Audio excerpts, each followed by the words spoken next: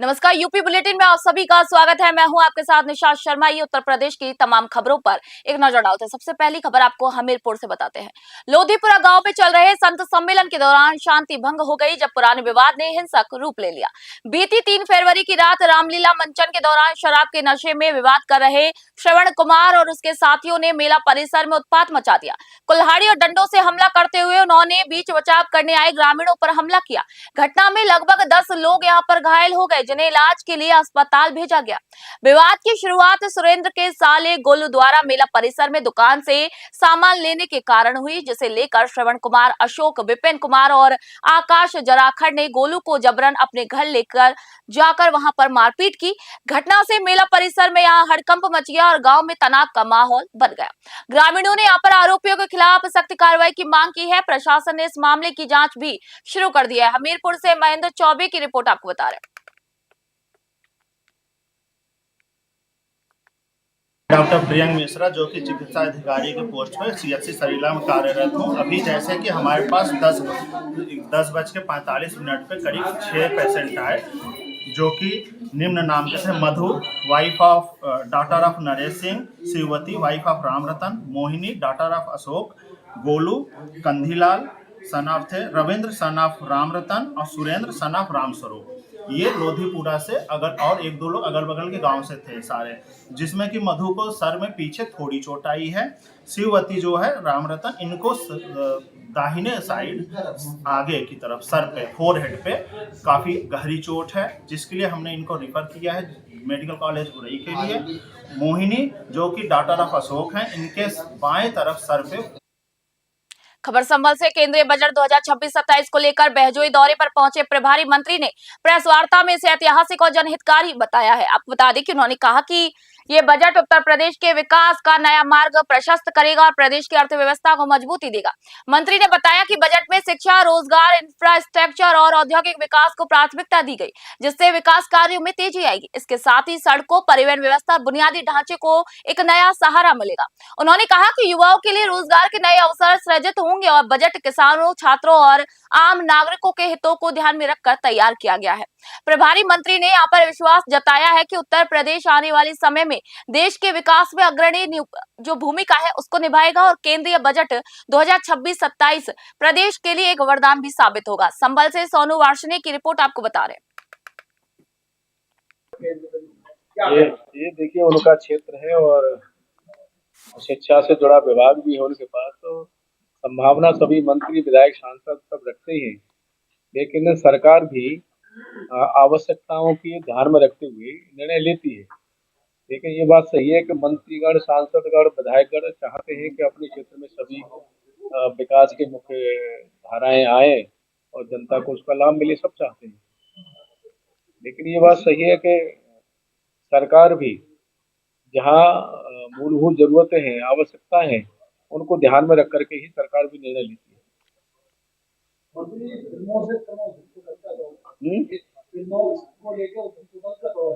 कल की संभल बन रही है और संभल में जिसका सांसद इस तरफ पंडित से पेट सीधी जाइए। खबर महोबा से। महोबा जिले के चरखारी में बुंदेलखंड राज्य निर्माण की मांग को लेकर संयुक्त मोर्चा की पदयात्रा निकाली गई। मोर्चा के अध्यक्ष राजा बुंदेला ने यहां पर पत्रकारों से खास बातचीत की और कहा कि बुंदेलखंड की खनिज संपदा, पर्यटन, बिजली और पानी के संसाधन स्थानीय लोगों को लाभ नहीं दे रहे। उन्होंने बताया कि युवा पढ़ाई और रोजगार के लिए पलायन कर रहे हैं, जबकि बुजुर्ग खेती बाड़ी से जीविका पार्जन यहाँ पर कर रहे हैं। राजा बुंदेला ने यहाँ पर बताया है कि 11 फरवरी को महोबा में बड़े प्रदर्शन के जरिए राज्य निर्माण की मांग को और भी मजबूती दी जाएगी। उन्होंने कहा कि बुंदेलखंड को पर्यटन, खेल और फिल्म शूटिंग का हब बनाने से युवाओं को रोजगार मिलेगा। पदयात्रा में प्रदेश अध्यक्ष हरिओम बादल, उपाध्यक्ष कालूराम प्रजापति, किसान नेता प्रताप सिंह बुंदेला, पूर्व पालिका अध्यक्ष अरविंद सिंह चौहान और अन्य गणमान्य लोग यहाँ पर मौजूद रहे। संगठन ने चरखारी के अलावा गुड़ा और गौरहरी गांव में भी पैदल मार्च किया है। महोबा से इफ्तिखार अली की रिपोर्ट आप देख रहे हैं। फिर क्या समस्या आ रही है? क्या एक भ्रांति है कि राज बनावे के लाजे प्रदेश का सरकार का कछु योगदान हो? बिल्कुल आप बातें समझ लो। संविधान धारा 3 के अनुसार किसी भी दिन कोई सरकार जो इस वक्त केंद्र में शासन में है वो एक प्रस्ताव लेके आ सकती है और जिस किसी भूभाग को वो राज्य के रूप में चिन्हित करना चाहती, बांटना चाहती, काटना चाहती, उस पर प्रस्ताव पे वोट कराएगी। अगर वो वोट पास हो गया, वही प्रस्ताव राज्यसभा में जाएगा। वो दोनों पास हो गए तो फिर अनुमोदन के लिए राष्ट्रपति के यहाँ जाता है। राष्ट्रपति के दस्तखत होते ही राज बन जाता है। राष्ट्रपति के यत्न से लेटर निकला कि भैया तुम्हारे प्रदेश से इतनो भाग काट के ये नया प्रदेश बन रहा है। ये प्रक्रिया है। राज्य सरकार केवल अपनी राय दे सकती है, उसमें कहीं कोई उसका दखल नहीं है। तो हम और आप ये बात पहले से समझ लें कि राज्यों का इसमें कोई भूमिका। खबर बस्ती से। बस्ती जिले में परसारामपुर थाने के एसआई अजय गौड़ संदिग्ध परिस्थितियों में लापता हो गए। उनकी बाइक सदर कोतवाली के अमहट नदी घाट पर बनी पुलिस चौकी के पास मिली, जिसके बाद पुलिस ने तलाश तेज कर दी। नदी में गोताखोरों और नाव की मदद से भी उनका कोई सुराग नहीं मिला।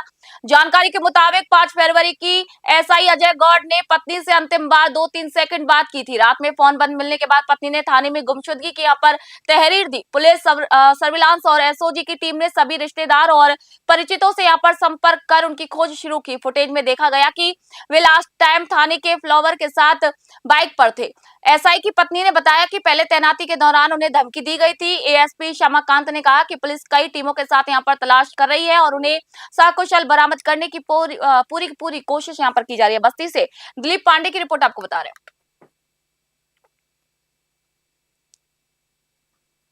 जानकारी यही है कि 5 तारीख से हमारे husband sub inspector Ajay Kumar Parshurampur थाना से लापता है।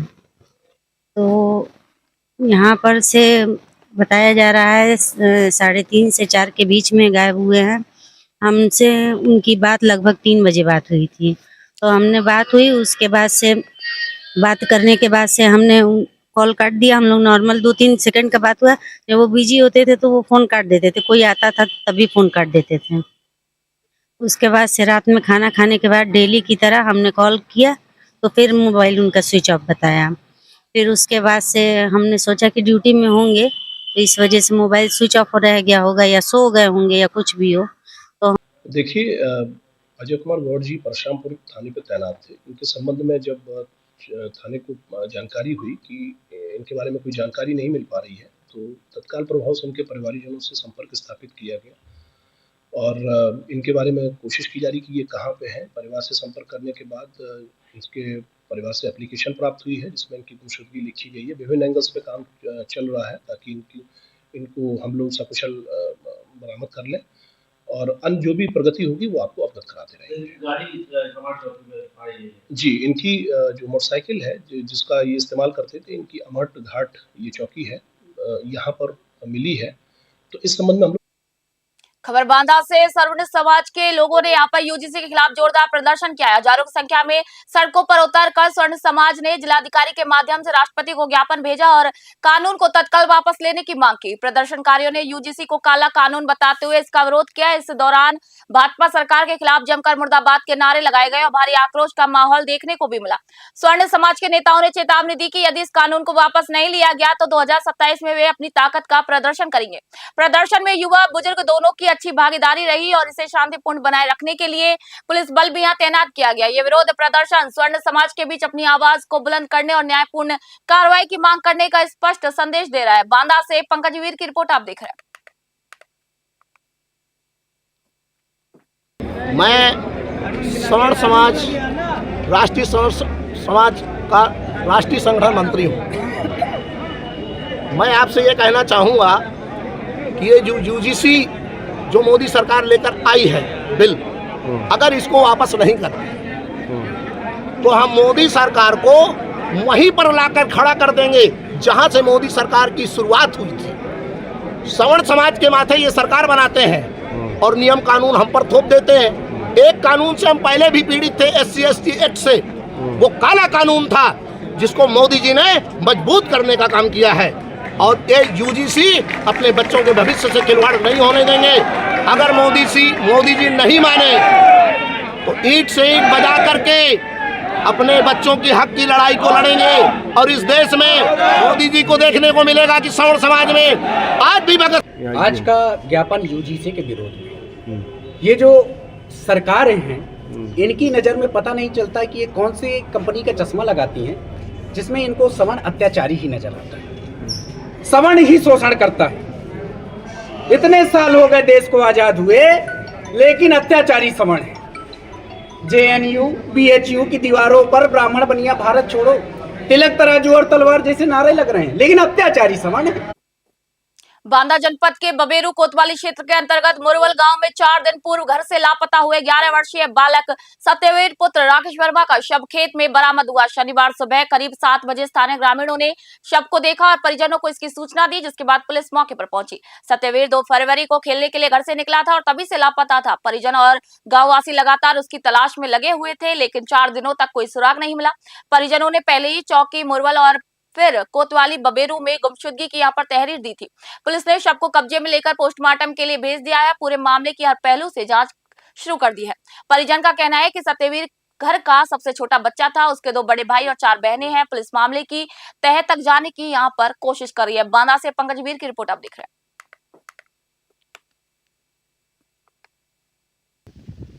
ये जो घटना हुई है, ये कब घटना हुई है? 2 तारीख से गायब है। मान लो उसकी माँ जो है ढूंढ रही थी। 2 तारीख से? फिर इसके बाद क्या हुआ?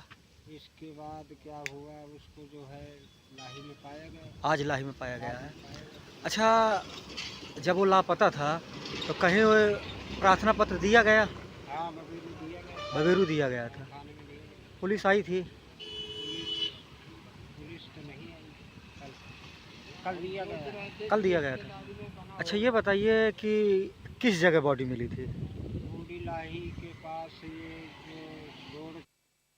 खबर कासगंज से। सदर तहसील में आयोजित समाधान दिवस के दौरान कासगंज कोतवाली पुलिस का कथित अमानवीय रवैया सामने आया। गुरुकुल की जमीन पर अवैध कब्जे की शिकायत लेकर आए संतोष गौड़ को पुलिस ने न केवल जनसुनवाई में जाने से रोक दिया, बल्कि कथित रूप से धक्का मुक्की कर तहसील परिसर से बाहर ले जाकर हवालात में बंद कर दिया। पीड़ित ने पुलिस पर यहाँ पर गला दबाने जैसी सभी गंभीर हरकतों का आरोप भी लगाया। संतोष गौड़ ने उच्च अधिकारियों से पूरी निष्पक्ष जांच कराने और दोषी पुलिस कर्मियों के खिलाफ सख्त कार्रवाई की मांग की है। मामला विवादित रूप से वायरल हो गया है। कासगंज से अजय कुमार की रिपोर्ट आप देख रहे हैं।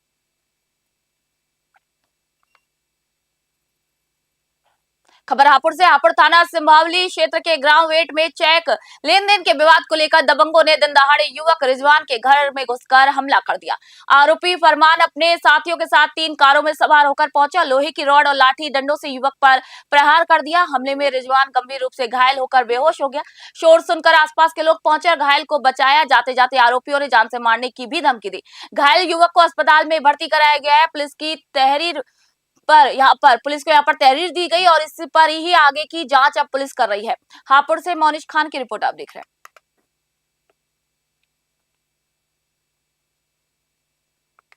खबर महोबा से। कबरई क्षेत्र के गयोड़ी गांव में दिलचस्प शादी देखने को मिली, जहां पर दुल्हा दिलीप कुशवाहा ने आधुनिक रिवाजों को छोड़कर पारंपरिक तरीके यहां पर अपनाए। दुल्हा स्वयं फूलों से सजी बैलगाड़ी हाँकते हुए बारात लेकर निकला। पीछे बाराती बुंदेली गीतों पर नाचते और झूमते हुए नजर आए। यह दृश्य पूरे गांव में आकर्षण का केंद्र बन गया। दूल्हे की इस पहल ने समाज को यह संदेश दिया कि शादियों में फिजूल खर्ची से बचकर अपनी सांस्कृतिक विरासत को संजोना चाहिए। ग्रामीणों ने इस अनूठी परंपरा की यहाँ पर सराहना की है। महोबा से इफ्तिखार अली की रिपोर्ट आप देख रहे हैं।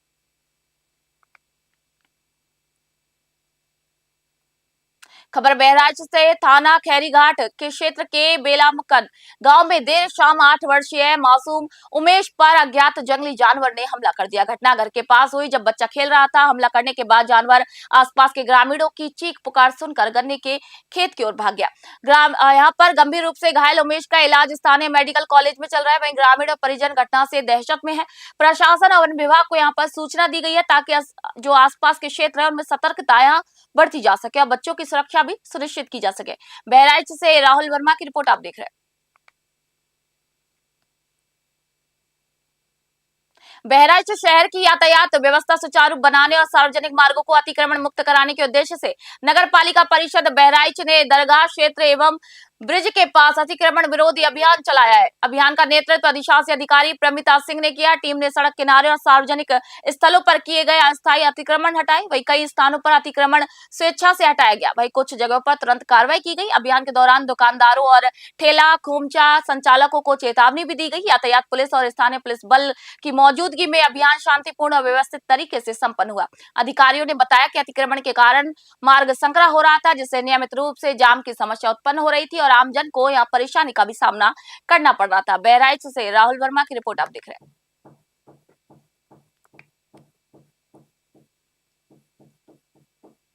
बहराइच जिले के करतनिया घाट रेंज के ग्राम पंचायत चफरिया के मोहकमपुरवा गांव में एक भयावह घटना घट गई। राजू गौतम की 6 साल की बच्ची सहजल घर के आंगन में खेल रही थी कि अचानक जंगल से तेंदुआ घर में घुस गया। तेंदुए ने बच्ची को दबोचकर पास के गन्ने के खेत में ले गया।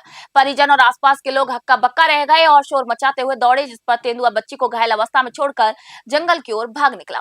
परिजन आनन फानन में बच्ची को प्राथमिक स्वास्थ्य केंद्र लेकर गए। चिकित्सकों ने उसकी हालत गंभीर पाए जाने पर प्राथमिक उपचार शुरू किया, लेकिन गले और चेहरे पर गंभीर चोटें होने के कारण बच्ची को बचाया नहीं जा सका और उसे मृत घोषित कर दिया गया। बच्ची की मौत से परिवार में कोहराम मच गया। वहीं तेंदुए की इस घटना ने पूरे क्षेत्र में दहशत फैला दिया। स्थानीय लोग सुरक्षा और तेंदुआ नियंत्रण के लिए प्रशासन से तत्काल कदम उठाने की मांग कर रहे हैं। बहराइच से राहुल वर्मा की रिपोर्ट आप देख रहे हैं। खबर हरदोई से। मल्लावा ब्लॉक के बासा गांव में नारायण सोनमती इंटर कॉलेज में यहां कक्षा 12 के छात्रों के सम्मान में भव्य फेयरवेल समारोह का आयोजन किया गया। कार्यक्रम की शुरुआत विद्यालय प्रबंधक अनुज कुमार द्वारा दीप प्रज्वलित कर की गई। कक्षा 11 के छात्रों ने कक्षा 12 के छात्रों का पारंपरिक तिलक लगाकर स्वागत किया। बोर्ड परीक्षाओं के लिए शुभकामनाएं दी। कार्यक्रम में यहाँ पर छात्र छात्राओं ने स्वागत गीत, विदाई गीत और रंगारंग प्रस्तुतियों से सभागार को तालियों से गूंजित कर दिया। छात्र और शिक्षकों के बीच भावुक पल देखने को मिला, जिसमें कई छात्र और छात्राएं आंसू रोक नहीं पाए। समारोह में प्रधानाचार्य अतुल कुमार ने छात्रों को जीवन में हार को सफलता की सीढ़ी बनाने और परिश्रम के साथ आगे बढ़ने की प्रेरणा दी। इसी अवसर पर शिक्षक योगेंद्र कुमार, अनिकेत कुमार, सौरभ अग्नोत्री, अमरीश कुमार, सतीक कुमार, शिवम सहित सभी शिक्षक और कर्मचारी यहाँ मौजूद रहे। हरदोई से अनिकेत कुमार की रिपोर्ट आपको बता रहे हैं।